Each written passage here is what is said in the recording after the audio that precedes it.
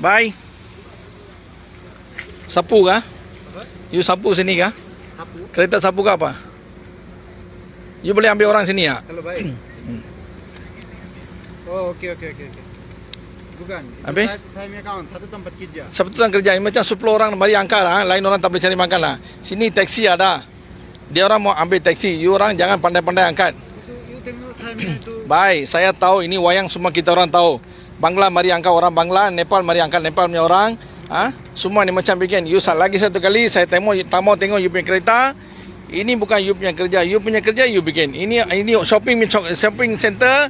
Ini taksi ada, bas ada.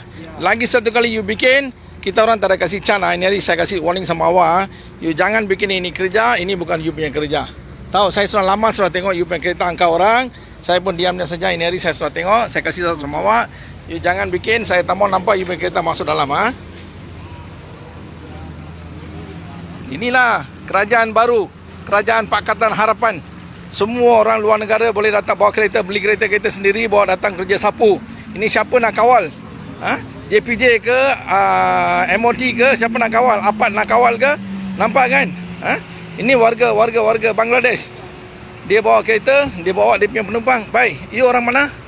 Saya Bangla punya orang. Okey. You tengok dia punya number, satu tempat saya kerja. Itu